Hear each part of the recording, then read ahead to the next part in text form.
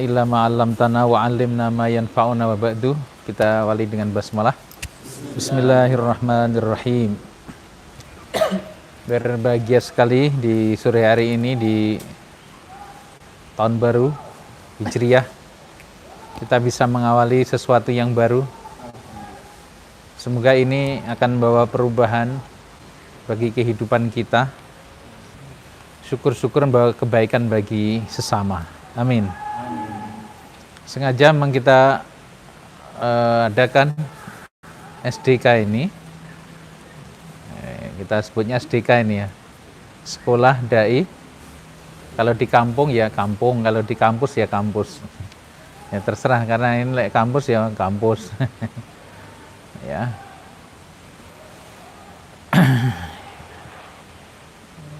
Yang untuk akhwat juga sendiri, oleh gabung jadi.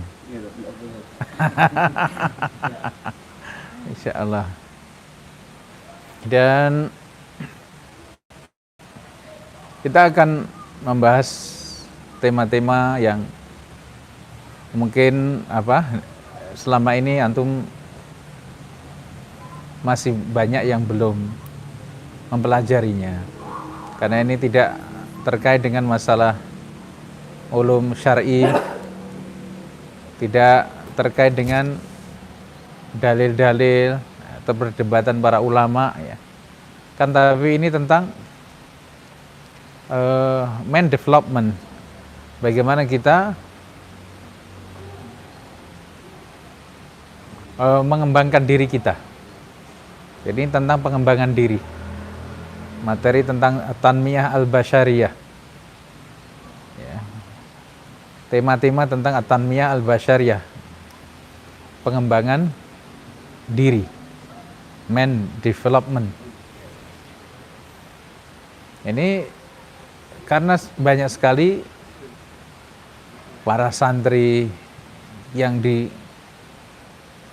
wisuda setiap tahunnya dari sekian ribu pesantren di Indonesia ini, ya kan?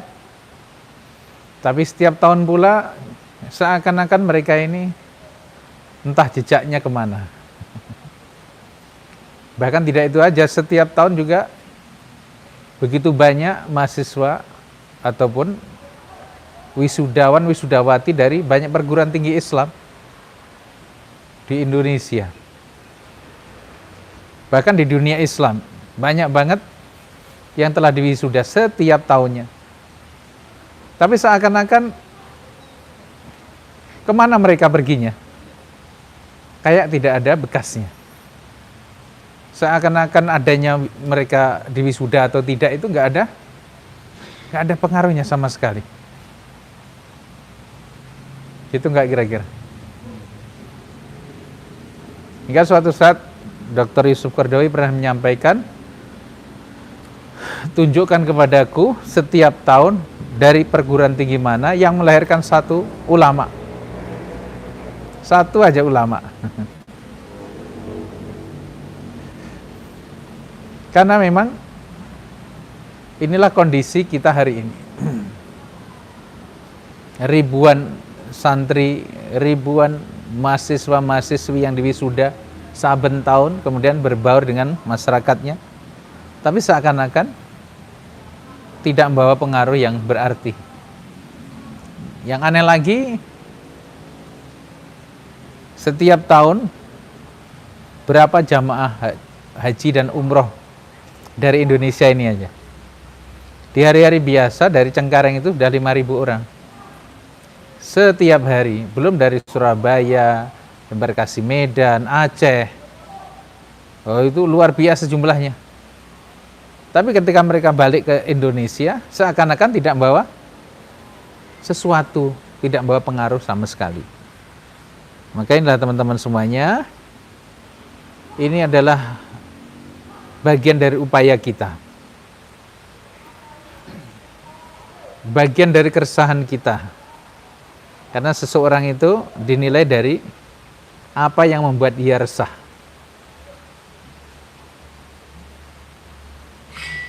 Ada orang yang resahnya kalau nggak bisa makan, maka setiap hari yang dipikirkan, besok pagi saya bangun makan apa. atau siapa yang bisa saya makan. Kan gitu. Aku kudu mangan sapa iki. Hingga tidak sempat memikirkan yang lain. Orang Jepang juga begitu, sampai usia 60 tahun itu setiap hari yang dipikirkan adalah aktivitas hariannya. Mereka sudah diplot sesuai dengan kerja masing-masing dari pagi sampai jam kerja selesai, pulang terus seperti manusia setengah robot dia ini. Baru usia 60 tahun dia bebas. Ya, tapi udah segalanya sudah sangat telat, usia 60 tahun mau apa lagi?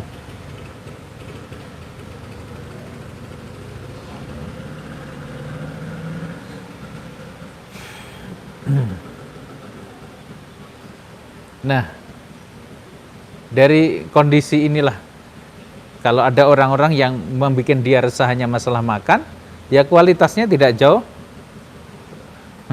sebagaimana yang dihasilkan dari makanan itu. Iya kan? Ada orang-orang yang memiliki humum. Humum ini yang bikin dia bergairah. Yang semula lahir dari sebuah keresahan.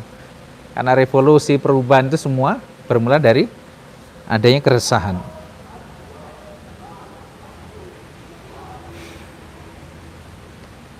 Kalau yang membuat kita itu resah adalah persoalan-persoalan umat, ya, persoalan-persoalan yang mulia, maka kita insya Allah tergolong orang-orang yang dimuliakan. Rasulullah SAW bertahanus setiap bulan Ramadan selama 3 tahun. Itu yang dipikirkan bukan masalah makan. Rasulullah sudah sangat tercukupi. Usia 25 tahun sudah menikah dengan mahar kurang lebih 1 miliar. Ini kita bahas nanti di salah satu pertemuannya nanti. Maharnya aja usia 25 tahun berapa? Sudah 1 miliar itu. Karena kita 25 tahun masih ngapain? Itu Rasulullah. Artinya Nabi kita juga Nabi kaya. Hingga kalau kita itu nggak kaya, nabimu siapa kan begitu. Ya Mas. Kita mestinya malu karena yang ittiba Rasul. Ittiba jangan hanya sholat, puasa, jenggot, jubah, ya toh, jidat hitam misalnya. Enggak gitu dong. Rasulullah itu juga orang kaya. Kalau kita nggak kaya itu terus nabimu sopo? Panutanmu siapa? Maka orang muslim harus kaya. Ya dek. Di antara 10 orang yang dijamin masuk surga itu 9 orang semuanya kaya. Yang 1 orang biasa, tapi hatinya tidak memiliki dendam, sakit hati kepada siapapun. Ya. Gitu. Maka dari sini, dari kondisi yang ada inilah kita ingin melakukan sesuatu. Kita ingin melakukan sesuatu. Masa lalumu ya. Lihatlah, suatu saat hidup itu ya akan begitu. Kalau masih ada orang kejar-kejaran, itu masa laluku dulu. Ada orang bekerja keras, itu masa lalu. Kenapa? Karena antum udah jadi bos-bos semuanya. Ya, dah? Baik, jadi materi ini nyampe kalau saya berdiri.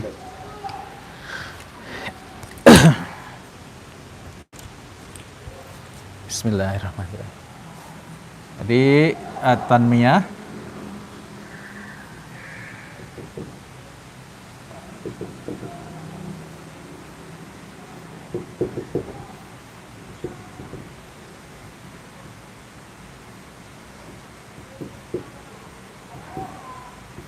jadi kalau ada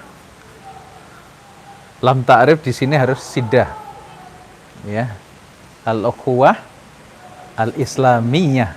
Tapi kalau ukhuwah islamiyah, nyapa ngono takok gurumu.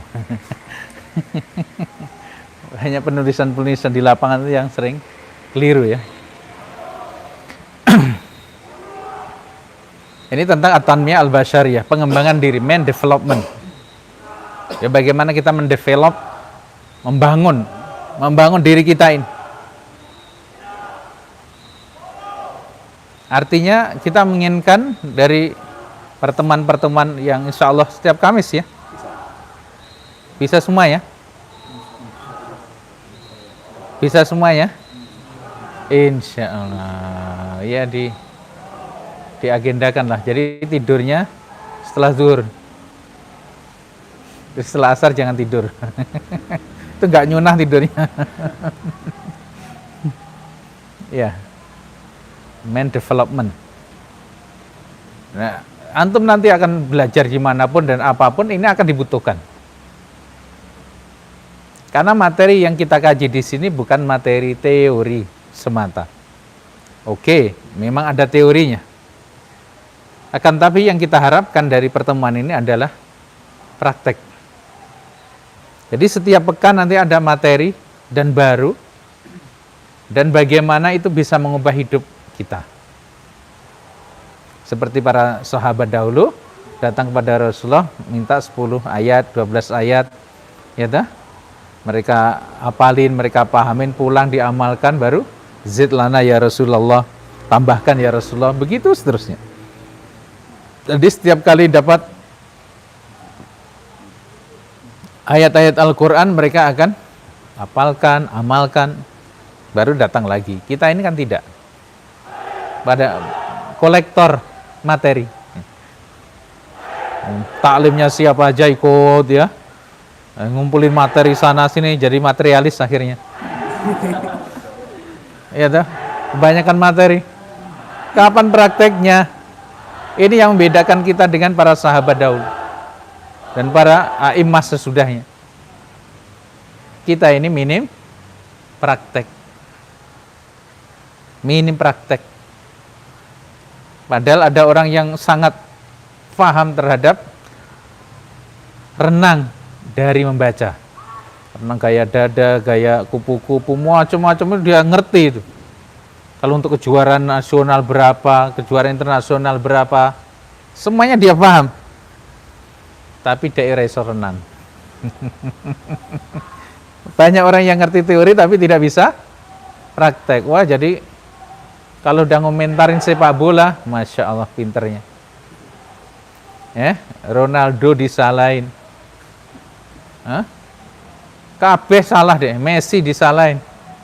Padahal dia sendiri kalau terjun, kagak bisa. Karena tidak semua yang tinggal di bibir sungai itu bisa berenang.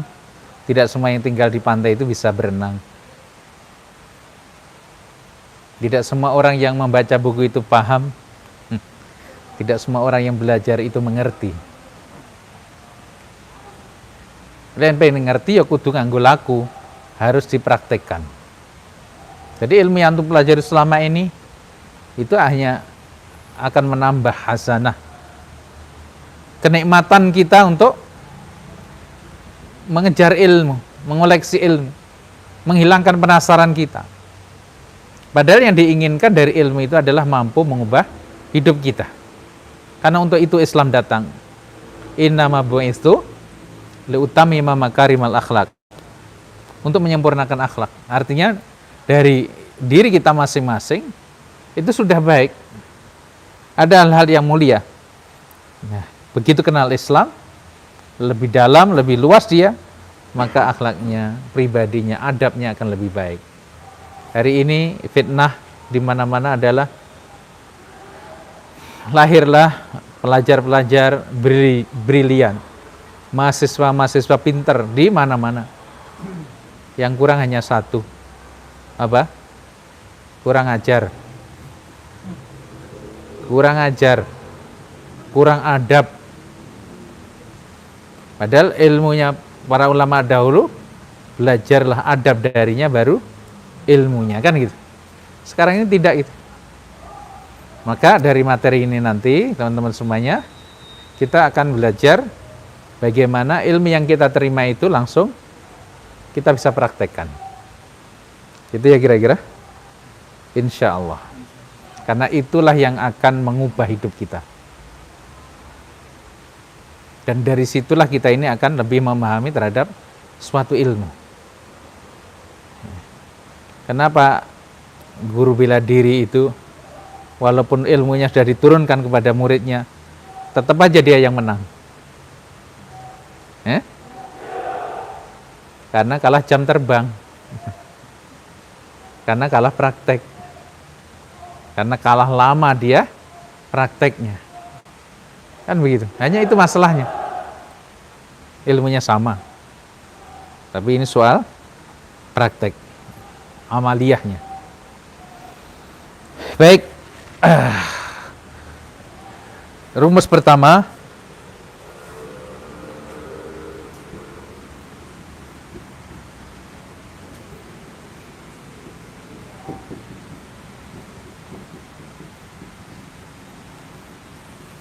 ini rumus pertama adalah law of projection.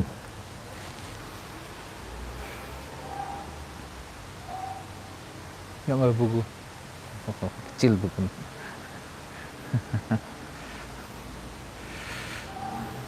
Oke.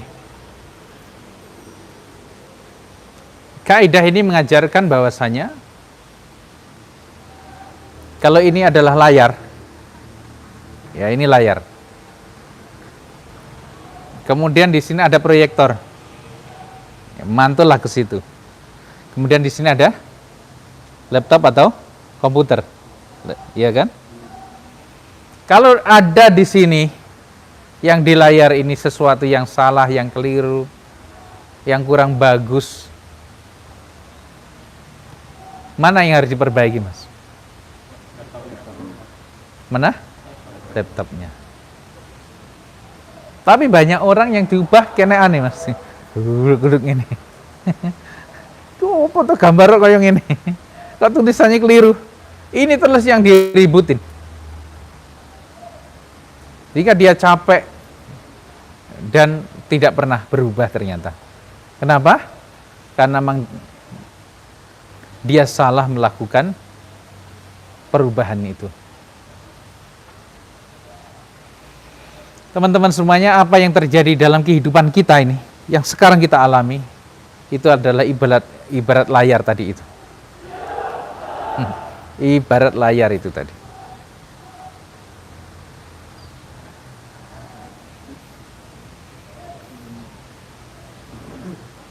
Hingga kalau ada sesuatu yang kurang tepat, kurang baik, ya, atau sesuatu yang masih salah, belum ideal seperti yang kita inginkan, banyak orang tidak mengerti di mana harus melakukan perubahan itu.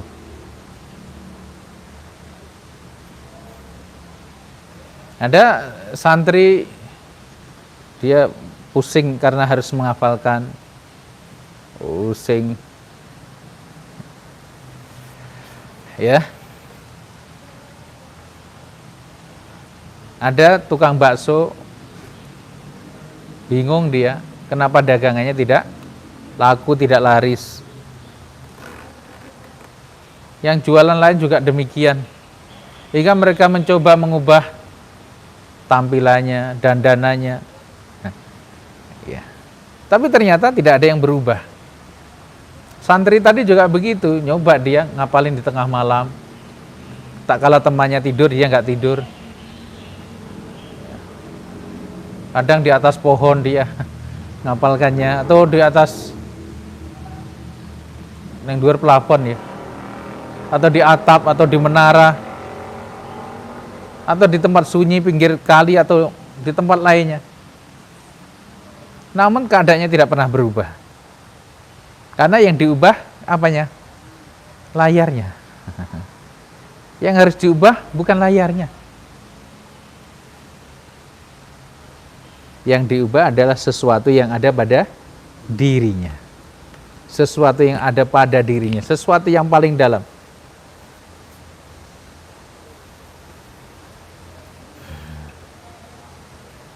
Anak-anak yang ngafalin sampai jenuh, bosen kadang-kadang, akhirnya dia berusaha dengan cara yang macam-macam tadi agar bisa menghafalkan dengan enak, dengan enjoy. Ternyata juga tidak mengubah apa-apa itu. Padahal yang harus diubah adalah sesuatu yang ada di jiwanya, di batinnya. Dia mesti paham bahwasanya menghafal itu bukan masalah cepatnya, ya. Tapi menghafal itu adalah soal bagaimana kita membangun interaksi dengan Al-Quran. Harus ada rasa senang, rasa cinta. Kalau ada rasa demen itu gampang kita menghafalkannya. Atau benci. Jadi untuk mengingat sesuatu itu, bencilah aku. Maka kau akan ingat aku selama-lamanya, kan gitu. Ya enggak, Mas? Atau sangat mencintai. Jadi dua kutub yang ekstrim itu terjadi sama. Sesuatu yang sangat amat dingin jadi panas.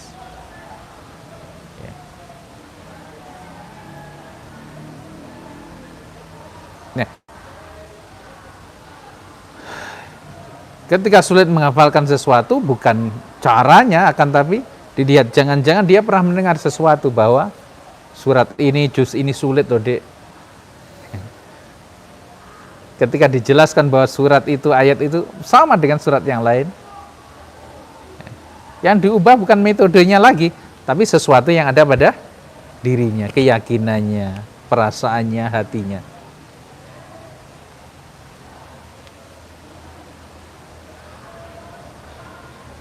Tukang bakso juga begitu tadi. Mengapa dagangannya belum laku? Mungkin dia salah niatnya. Salah niatnya.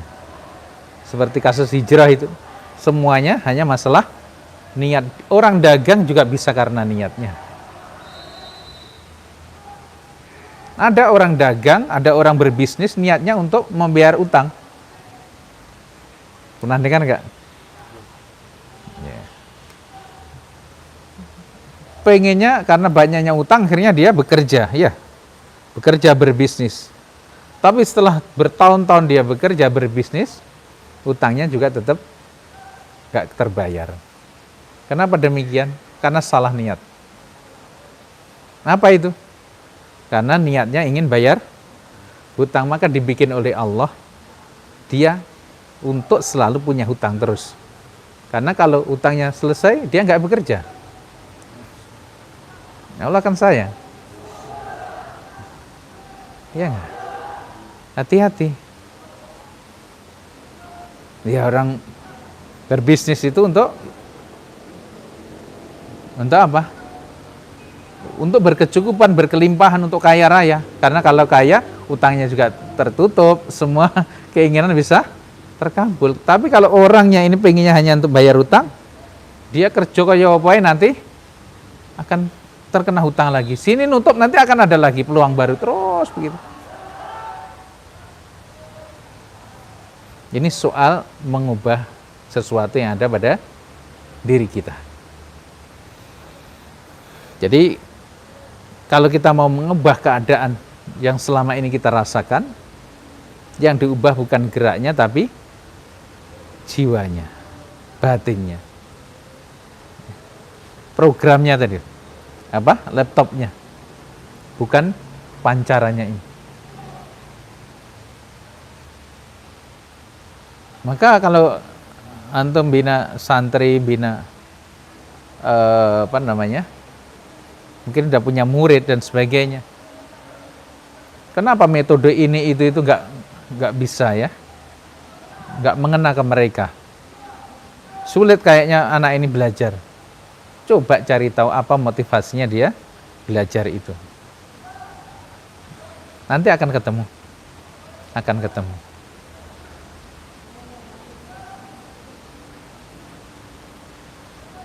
Oke. Maka kalau dalam bahasa harian kita, law of projection ini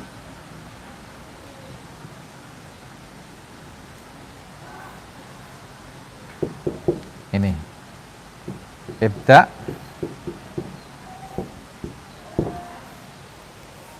kita mau melakukan perubahan apapun, setelah kita mengubah dari dalam diri kita,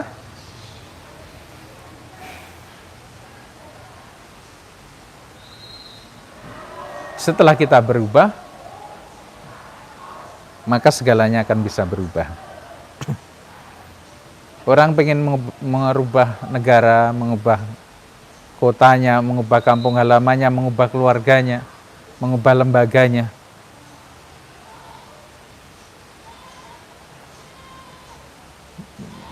Dan tidak terjadi perubahan apa-apa. Karena rumus perubahannya tidak dia jalankan.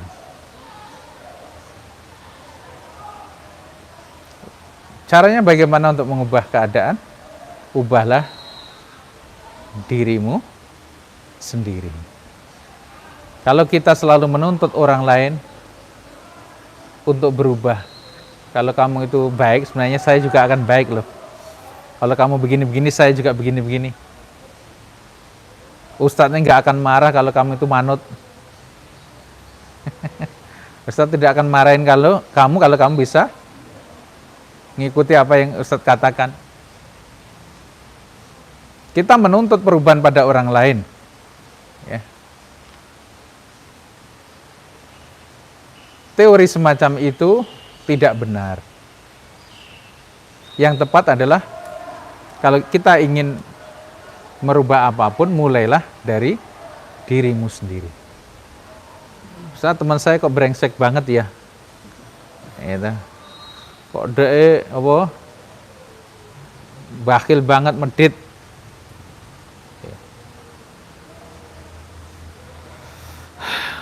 Kemudian kita ingin mengubah dia. Ingin mengubah keadaan itu. Kita kasih dia hadis-hadis, ya. Kita kasih petuah-petuah, nasihat macam-macam, ya nggak akan ada gunanya.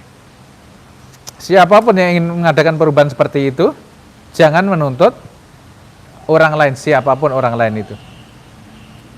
Tapi tuntutlah dirimu sendiri. Misalnya bagaimana jadilah engkau dermawan.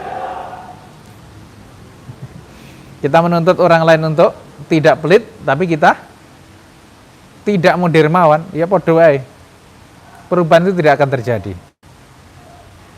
Sampai ada cerita itu kan, karena dia senang kopi, tapi dia pelit.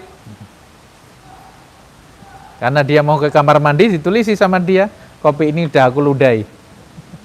Tujuannya agar tidak diminum temannya. Saking pelitnya itu. Siapa yang mau minum kopi kalau udah diludahi? Temannya juga begitu, nulis di bawahnya. Aku juga sudah. Teman-temannya di kamar akhirnya nulis semuanya. Jadi kopi ludah.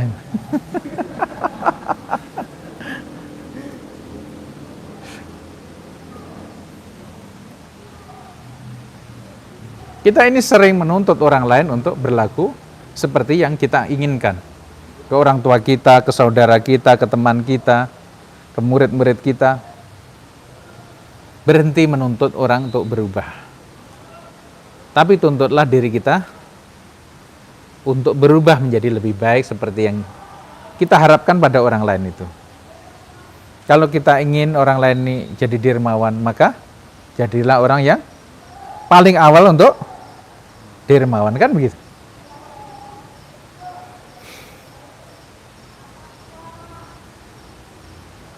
Karena semakin besar kita menuntut orang lain, maka semakin besarlah kita akan kecewa. Ini belum ada yang nikah? Yes. Enggak apa-apa, anggap aja ini bid'ah ya, sampai nanti antum amalkan. Kadang-kadang ketika sama-sama di Iskarima misalnya, wah ini mahasantri dapat mahasantri misalnya. Kita lagi ngusulin ini nanti ada pernikahan masal ya. Insyaallah. Tapi nanti dengan berkuda ini ada 20-an yang kemarin. Ada 20 yang baru nikah-nikah kemarin, kita akan bikinkan festival nikah. Karena waktu kami kuliah dulu, waktu itu partai terbesar di negara itu ngadakan nikah masal 100 pemuda. Jadi semuanya berpakaian ya orang-orang Arab gitu, terus menunggang kuda. Masya Allah. Itu momen yang tidak pernah saya lupakan. Dan ide ini saya sampaikan di sini ke Ustaz Syihab dan teman-teman. Oke, itu akan menjadi destinasi wisata bagus nanti. Ya kan? Ya, dikumpulin setahun gitu kan bisa tuh. Kayaknya kemarin udah ada 20 ya kalau nggak salah. 20 naik kuda bareng. Keren kan? Akhirnya semuanya jadi pingin segera nikah.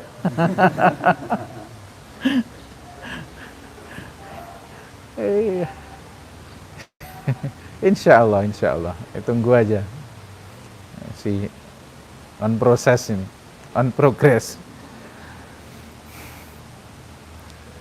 Seperti layaknya orang kalau sudah menikah, akan banyak di situ walaupun sama-sama santrinya. Satunya ustadz, satunya ustadzah misalnya. Bayangannya dulu seindah di materi-materi di kelas itu.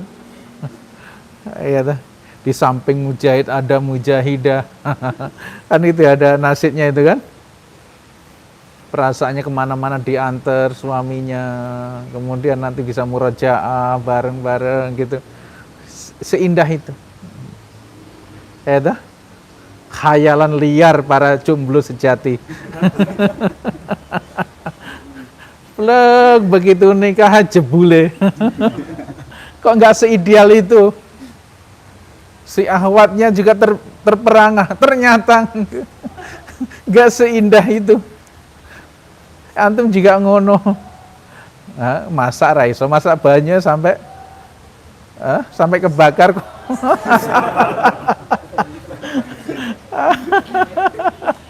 Ya kan? Ada hal yang kita baru kaget, terkejut. Hingga untungnya kita belajar agama. Kalau enggak, cepat bubar itu. Hingga hari ini kan banyak antri yang di mana? Bandung itu ya. Antri untuk di PA kan. Untuk menuntut cerai. Ya Allah, ini fitnah akhir zaman ya, Dajjal udah dekat. Ini kan proyek iblis terbesar kan perceraian itu. Ya kita perlu mewaspadai ketika melihat kejadian seperti itu. Ya. Kita suami istri sering menuntut. Kalau Abi bisa begini-begini, Umi juga akan bisa kok memperbaiki diri. Dan sebaliknya. Akhirnya saling menuntut nggak selesai nih. Akhirnya sampai ke penuntutan di pengadilan. Jadi siapapun yang ingin mengubah anaknya, ingin berubah jadi baik, pasangan hidupnya jadi baik, orang tuamu jadi lebih baik pada kita, santrimu, muridmu jadi lebih baik pada Anda. Jangan pernah menuntut apa-apa dari mereka. Tuntutlah dirimu menjadi lebih baik.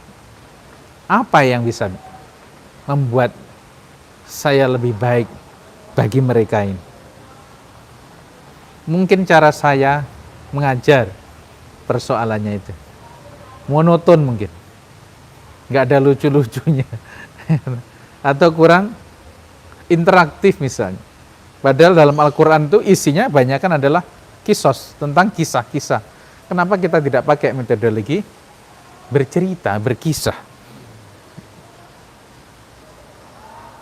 Ketika ada seorang ulama besar datang ke pesantren waktu itu, kan biasa kita kalau ngaji sorof di pesantren kan, Nasrayan suruh Nasran, kan begitu. Terus sih ya, bawa nasirun, bawa mansurun, unsur latansur, mansurun minsarun, kan begitu. Terus setelah itu apa? Yang kedua, doroba yadribu. Doroba yadribu dorban jadi drum band. Lihat, karena ini ulama hebat, mujahid, yang waktu itu bertamu, bukan ustadz yang biasanya. Jadi kita nggak bosen. Beliau hanya menyampaikan bahwa yang menyusun buku sorof kecil yang dipakai di Indonesia itu orang hebat, ulama mujahid.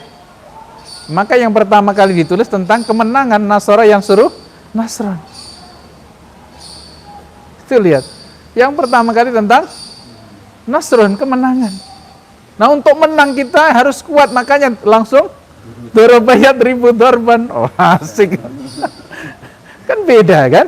Cara membawa materi sorof dihubungkan dengan banyak hal, dengan kisah-kisah.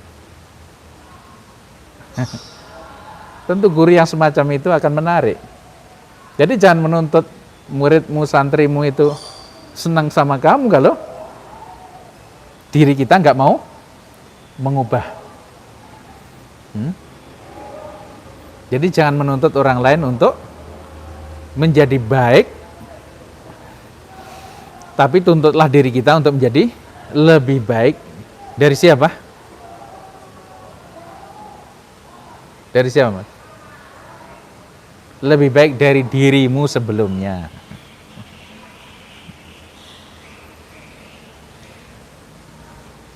Senengnya warna apa, Dek? Hijau. Wah, hebat. Senengnya warna hijau ya. Kabeh lek iso lambine hijau ngene ya. Cat omah hijau, cat kamar hijau, mobil hijau. Ya toh? Neng-ndi dikai warna hijau. Capek ya. Ada cara yang mudah agar warnanya hijau, gimana? Agar semuanya hijau gimana caranya? Yang mudah. Pakai kacamata hijau. Iya enggak? Kamu pakai kacamata hijau semuanya berubah jadi hijau kan gitu. Jadi yang diubah kitanya atau yang di luarnya? Ya, lihat. Kita pengennya semua bau melati, semprot sana, semprot sini, semprot. Akan ngabisin berapa galon? Ada cara mudah, ambil parfum itu, oleskan di ujung hidungmu. Yes. Di mana aja kamu akan mencium bau melati. Lihat, hidup ini mengajarkan bahwa tidak perlu segalanya harus berubah yang di luar sono. Tapi cukuplah diri kita yang berubah. Kalau masing-masing orang yang dituntut adalah dirinya, bagaimana saya become better, bagaimana saya bisa menjadi lebih baik, maka perubahan itu akan terjadi. Wah, ini idarah kok kayak gitu, misalnya, Ustadz Kawak kok kayak gitu, ya kan gitu kan? Mas santri lama kayak gitu, misalnya. Kita selalu melihat yang di luar. Kita mengharap orang lain berubah menjadi ideal seperti ideal yang kita mau, seperti ukuran yang kita punya.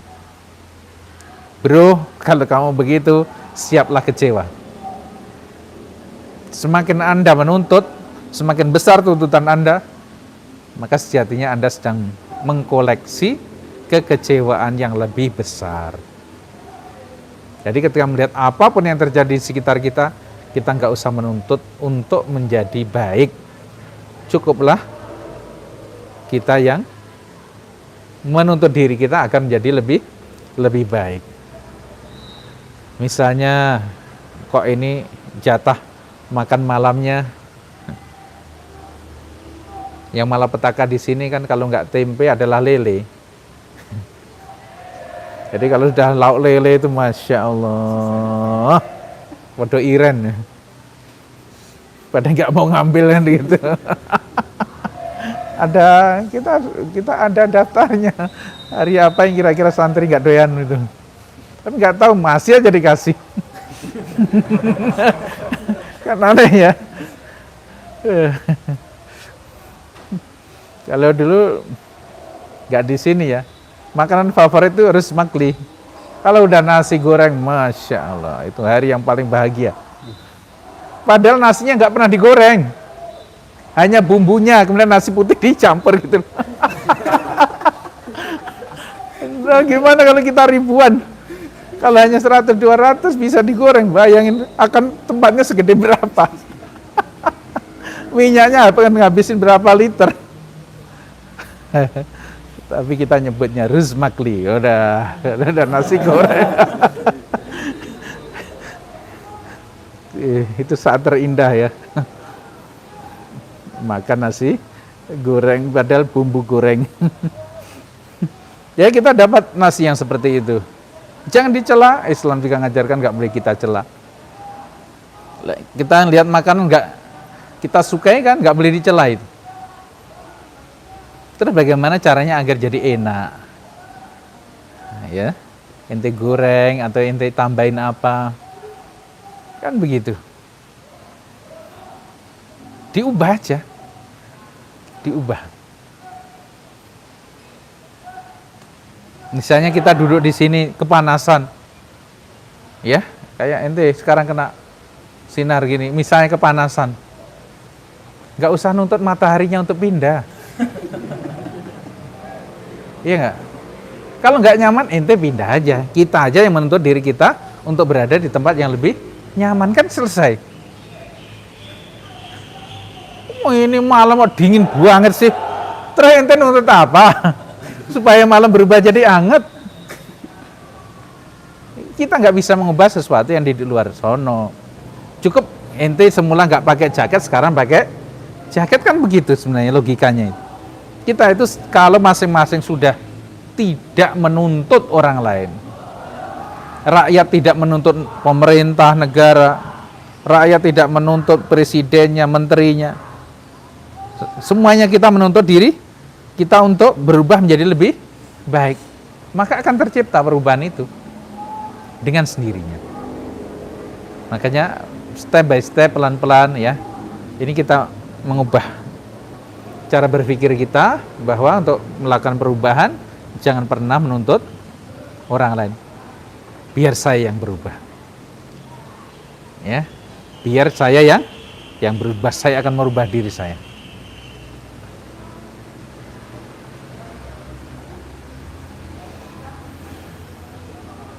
Kenapa? Karena ketika kita masih menuntut perubahan dari orang lain, maka kita akan kecewa. Dan ingat satu hal, bahwa kita datang ke dunia ini untuk apa, Dek?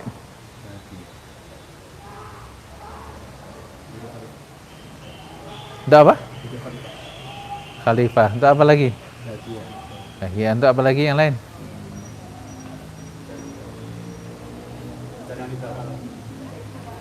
Kok nggih apa?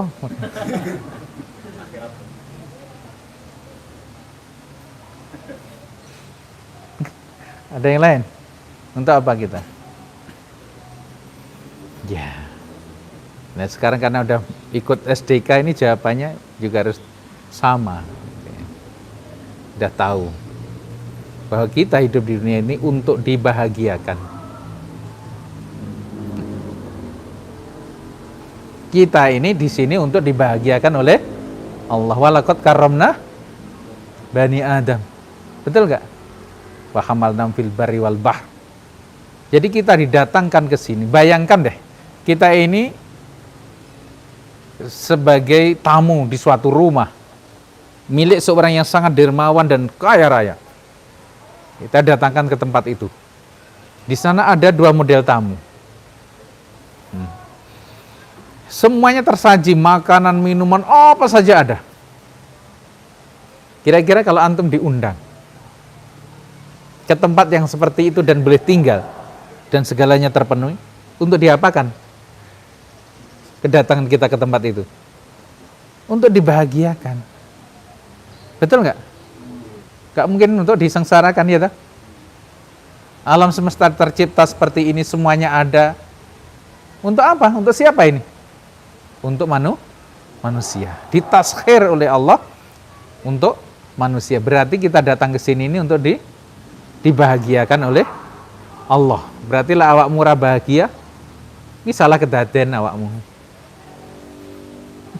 Yang salah adalah dirimu sendiri. Seperti tamu tadi itu. Grup yang pertama ketika datang tamu, datang ke tempat itu, dia nikmati makan, minum, istirahat, semuanya dinikmati. Kolam renangnya, pijatnya, kabeh neng pokoknya. Dia nikmati dengan sangat semangat. Dengan lahap. Mangannya dengan lahap. Makan dengan lahap. Lahap itu dari tabat yada itu. Lahap itu kan menyala-nyala. Artinya makannya dengan lahap itu makan dengan semangatnya. Jadi lah ning gambarin so ning api ini Makanya lahap. Sementara ada model tamu yang kedua. Ketika sudah disajikan berbagai macam makanan, minuman, segala kenikmatan disiapkan, dia lemes neng kono. Males-males, tidak bahagia datang ke situ. Oke. Dengan melihat dua model tamu tadi, kira-kira kalau antum sebagai tuan rumah lebih senang kepada model tamu yang pertama atau yang kedua? Ya? Kita semuanya sepakat kita akan lebih senang kepada tamu yang pertama. Karena semua telah disiapkan, dinikmati dengan senang hati sita ora. Dan Allah Subhanahu wa taala telah datangkan kita di tempat ini, semuanya telah tersaji di sini, semuanya ada. Kok kamu sedih? Tidak bahagia. Kira-kira itu bikin Allah marah atau senang?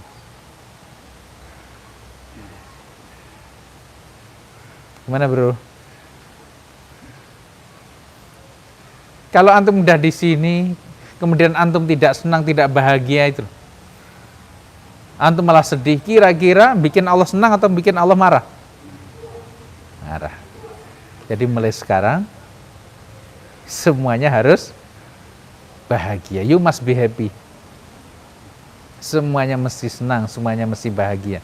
Karena kalau kesedihan antum itu membuat Allah marah, ya kan? Makanya dilarang oleh Allah.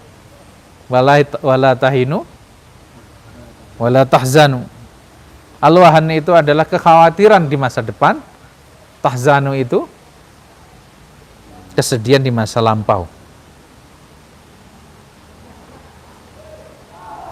Kan itu lafadznya pakai larangan.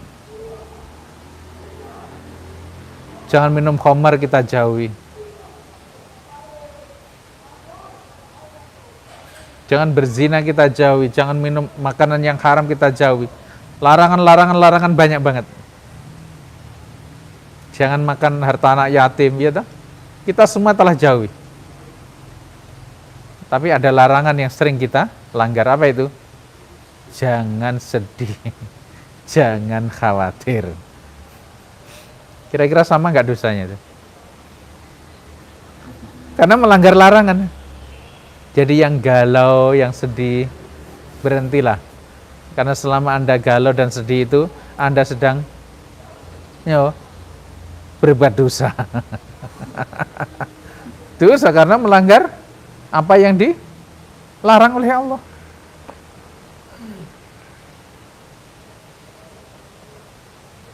Makanya mumpung di sini, ya toh? Jadi kita dicipta untuk bahagia, sudah bahagiakan dirimu. Piye caranya kita bisa bahagia? Tentu dengan karena kita orang mukmin dengan cara-cara yang dihalalkan.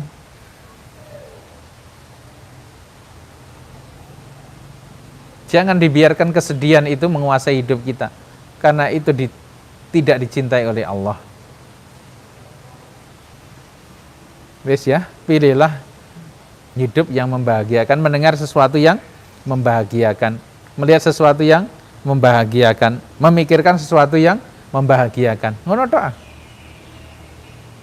Sampai suatu saat antum ngomong, ya Allah, urip ning donya kok enak ngene to. Enak banget sih hidup ini. Gitu loh. Karena antum udah balik ya. Balik murokab ya. Oh, sudah waktunya nikah. Ya nikah aja. Walaupun enaknya hanya 20% orang menikah.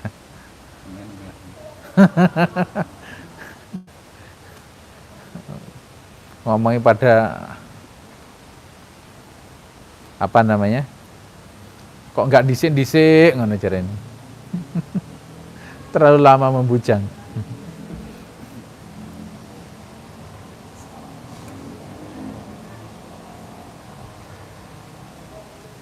Nikmati apa yang telah Allah kulu washrabu, kan mangan ngombe. Makanya sing rame enak kok. Karena kata Rasulullah kebanyakan yang pengisi surga itu kan orang-orang awam ya. Ada hadisnya. Tapi ya dipikir-pikir kalau yang masuk surga orang awam jadi nggak asik juga. Karena selera makannya ya nasi goreng kan gitu aja ya. Tiwul, terus asem, gudeg, sayur asem, gudeg ngono ta, Mas. Pizza nggak ngerti, mandi nggak ngerti, ya ta. Sawarma panganan opo. Makanan-makanan gitu dia nggak tahu. Jadi di surga dia minta apa? Wa utubihi mutasyabiha. Yang dikasihkan kan seperti yang dulu ente dapat.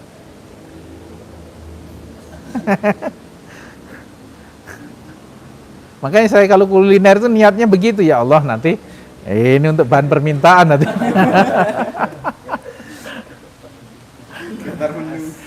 Iya pernah, karena waktu mutasyabiha sama baksonya tapi beda rasa, tapi tahu bakso. Oh, kenapa begitu? Karena ada pembanding. Dulu kayak gitu rasanya, ini kayak begini rasanya. Kan kita bisa mengatakan ini enak itu ketika ada pembandingnya, kan begitu. Kenapa bakso Mubarak itu enak? Ya karena kita pernah merasakan yang lain mungkin. Gitu tuh. Makanya ya wajar akhirnya kita tahu bahwa walaupun masuk surga, kalau bujangan mati itu sengsara.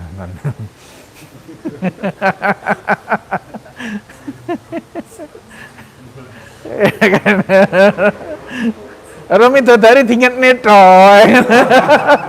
Orang ngerti harus nyapo kan. Aduh, capek deh.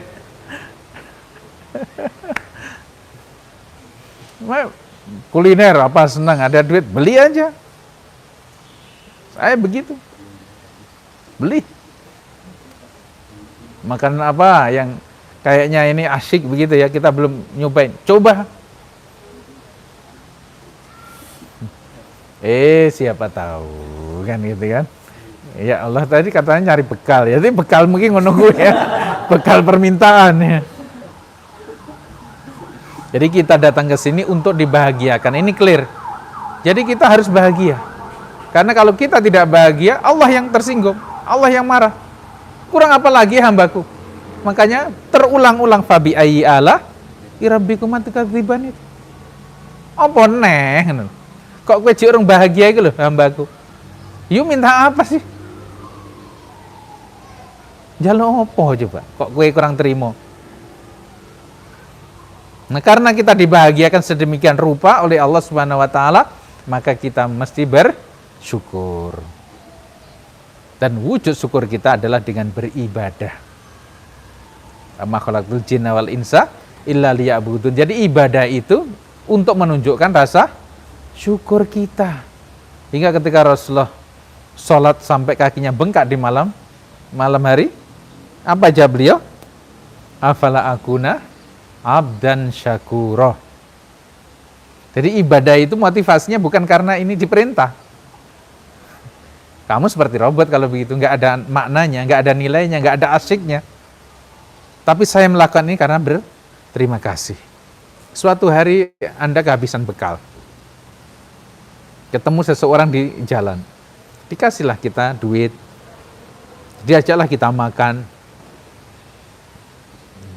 Ada STIQ dulu, pas mestinya dia harus ke Malaysia untuk jadi imam karena mentalnya nggak kuat waktu itu atau gimana, tiba-tiba udah sakit aja, ya sakit di perut, akhirnya harus dirawat. Yang dirawat seorang Muslim karena dia terapis, dirawat sampai sebulan. Begitu sembuh, dia ditawari, anak gadisku 2 yang siap menikah, kamu pilih yang mana? Oh, pilih adik apa pilih mbak E? Dia pilih adiknya, masih kelas 3 di pesantren waktu itu. Wah, anak ini. Padahal ada kakaknya yang udah lulus. Misalnya, ini kisah nyata dari STQ sini. Misalnya kita sudah ditolong sedemikian rupa. Suatu saat yang nolong kita itu minta kepada kita, Dek bisa bantuin aku. Kira-kira kita senang nggak kalau kita bisa menuruti apa yang beliau inginkan? Ya kan, senang kan? Begitulah ruh ketika kita ini melakukan ibadah karena rasa syukur, rasa berterima kasih. Kita senang melakukannya. Bukan hanya karena ada tombol perintah. Bukan karena ini ada perintah, kemudian ini larangan. Itu kan kayak robot kita. Nggak ada ruhnya. Maka ibadah nggak ada ruhnya, nggak ada nikmatnya. Kenapa? Karena kita belum bisa memaknai bahwa ibadah itu adalah perwujudan rasa syukur kita kepada Allah Subhanahu wa Ta'ala. Insyaallah begitu. Ini materi pembukaan Mas Ian. Ya, ini akan berkelanjutan. Ini baru rumus pertama ini. Dan kita harapkan antum melakukan hal itu. Berhenti menuntut siapapun. Mulailah menuntut diri sendiri untuk menjadi yang seideal yang antum inginkan.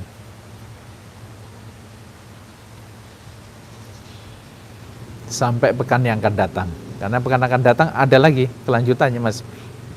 Ada kaidah kedua seterusnya. Karena ini materi kita ini bila disampaikan pekanan akan selesai untuk marhalah al-ula ini 6 bulan. Karena setelah 6 bulan nanti ada kelas berikutnya. Ya. Kelompok Haris ya podo mutus. Banyak yang dapat nikah sebabnya. Tapi alhamdulillah walaupun sudah ada di Madinah, ada yang di Malang, di mana-mana masih tetap sambung dengan saya. Masih ingat memakai materi-materi atau ketika kita sampaikan materinya kayaknya di-share melalui FB atau apa saya nggak tahu. Silahkan kalau ada yang menyampaikan sesuatu dari materi pertama ini. Antum punya handphone semuanya? Nah nanti tolong bikinkan grup SDK ya. Judulnya SDK, nanti logonya bisa saya ubah. Gitu. Nanti kita harapkan di forum itu mungkin ada yang membuat kesimpulan dari apa yang saya sampaikan pertama, bikin summary, khulasoh. Nah, mungkin yang lain menambahkan. Mungkin bersama hari antum juga mencoba melakukan hal itu. Saya ingin mengubah teman saya, Ustaz. Kemudian saya berhenti menuntut. Kemudian saya melakukan perubahan pada diri saya begini-begini, jadinya begini. Semacam testimoni. Tulis itu. Itu akan luar biasa nanti. Siapa tahu tulisan yang sederhana itu tentang pengalaman hidup antum itu menginspirasi banyak orang. Ya. Karena kalau ini ya 4, 5, 6, 7. Berarti ini SDK yang kelas ke-7 antum ini. Ya, dan di sana ada kelas-kelasnya para dai. Materinya akan sama. Materinya sama. Mirip-mirip lah. Cuma tentu muatannya beda bagi jomblo dan yang udah menikah. Tapi insya Allah dasarnya sama, jurusnya itu sama, hanya kembangannya aja yang beda gitu loh. Kuda-kuda itu di mana aja sama, ya dah. Ini kembangannya tok sing beda iki. Monggo, ada yang menyampaikan sesuatu? Ya. Yang pernah saya baca di biografi ulama itu kan ada ulama yang memang ciri khasnya itu dia tertawa banyak, berbahagia, dan ada ulama yang ciri khasnya itu banyak menangis itu. Di malam-malam itu gimana tentang bahagia? Ya, dia bahagia dengan caranya. Ulama menangis malam hari itu, menangis kepada Allah itu bahagia loh, Dek. Menangisnya kepada Allah apa karena sedih? Tidak. Dia bahagianya dengan cara seperti itu. Cuma ketika dia sedih nggak boleh dipamerkan ke umatnya. Nggak boleh kita mengajarkan umat itu untuk bersedih. Biarlah orang menilai dia selalu bahagia, dan memang sejatinya dia bahagia karena bahagia itu harus ditampakkan kan gitu. Ketika ada seorang yang pakaian compang-camping sangat sederhana ditanya, kamu punya apa? Dari harta ini, ya Rasul aku punya selembah ghanam, ini banyak sekali hartanya. Sungguh Allah lebih senang melihat nikmat yang diberikan kepadamu itu ditunjukkan.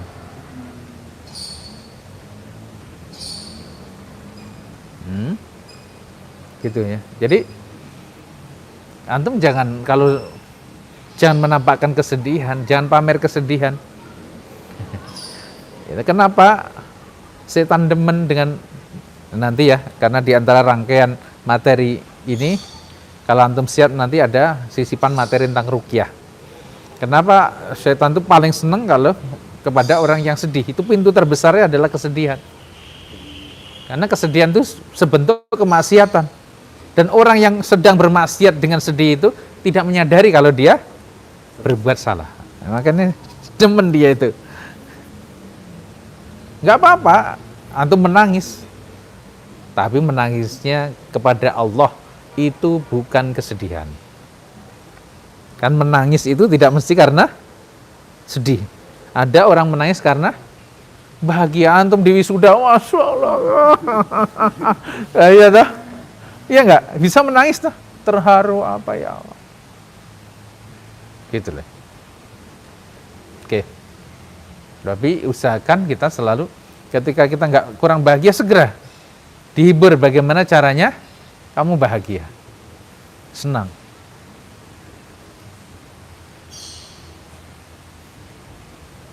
Ada yang lain?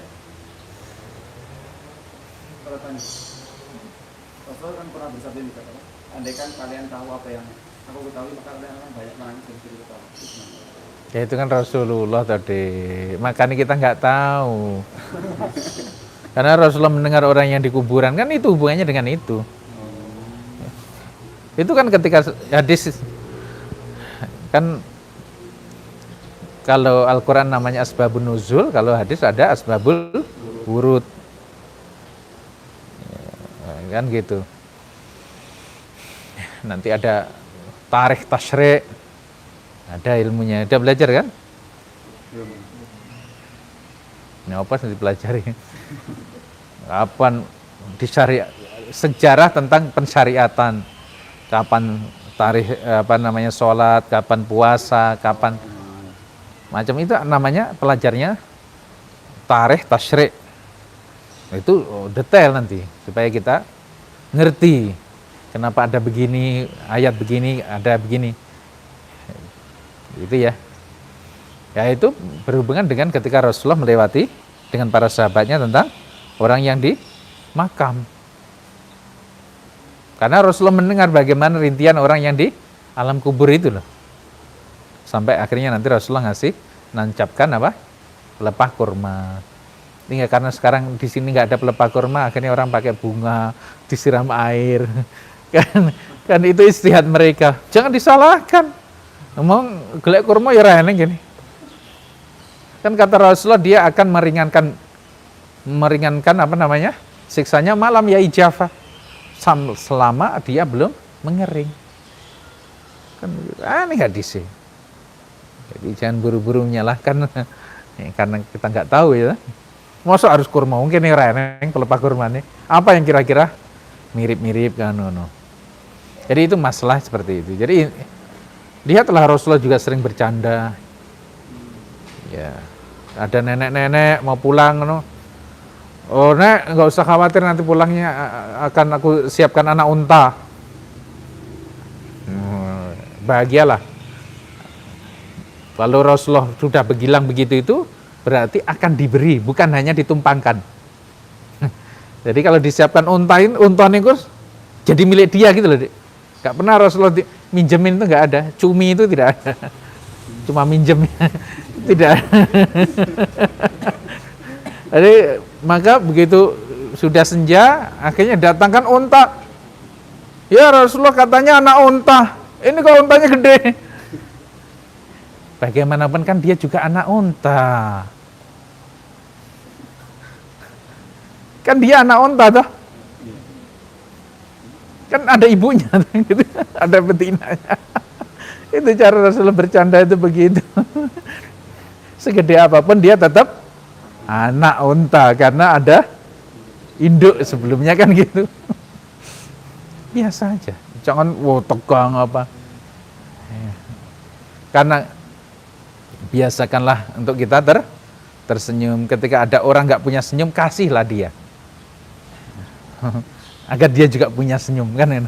Berilah senyummu agar orang itu memiliki senyum sepertimu. Maka disebut bersedekah. Bersedekah itu memberikan sesuatu. Ini ada orang nggak bisa senyum, kasih aja dia senyummu, agar dia punya, kan? Ya, makanya aja kalau sedih wis toh. Jangan tertekan, ya anak-anak belajar karena tertekan, karena pressure yang kuat. Siapapun kita ini lebih senang karena termotivasi, bukan karena dituntut. Banyak ketemu saya itu orang tua yang bawa anaknya sulit, nggak mau belajar, nggak mau apa. Karena hanya dituntut, kamu harus begini, harus begini. Coba diberitahu mengapa dia harus begitu. Caranya bagaimana, Dek? Kamu pengen kalau gede jadi apa? Jadi dokter, Pak Ustadz. Dokter itu harus rajin mandi dong. Masa Bu Dokter atau Pak Dokter nggak mandi? Gitu kan? Dokter harus pinter dong. Nah gitu. Ketika dia melakukan belajar mandi itu karena sesuai dengan cita-cita besar dia. Dia termotivasi melakukan itu. Bukan hanya karena dituntut, kamu belajar ini, kamu belajar. Begitu pula kepada santri-santri, pada murid-murid antum misalnya. Kasih dia motivasi mengapa mereka perlu ini, mengapa perlu begitu. Latihan kita, belajar kita. Insya Allah ya, materi ini sangat penting buat antum karena antum adalah para pemimpin itu, para kiai. Kalau saya sampaikan ke yang akhwat, antum ini para nyai semuanya kan. Nyai ya, bujuni para kiai kan begitu, istrinya para ulama. Nah antum ini ulamanya kan, bukan calon. Di hadapan saya nggak ada yang calon, semuanya ulama, semuanya pemimpin, semuanya konglomerat, triliuner yang sedang nyamar belajar di sini. Gitu ya, itu mindsetnya harus dibikin begitu. Gitu ya, cukup kira-kira untuk perdana ini. Silahkan nanti dibikin grupnya Mas Haris dan kita ramaikan grup itu ya. Dibikin rame, bikin bahagialah ya, kita punya ruang lapangan untuk berbahagia secara akal ya. Di situ berbahagialah dan bahagiakan orang, bagikanlah kebahagiaanmu agar orang lain juga ikut bahagia. Subhanakallahumma wa bihamdika asyhadu an la ilaha illa anta astaghfiruka wa atubu ilaik. Wal afu minkum. Assalamualaikum warahmatullahi wabarakatuh.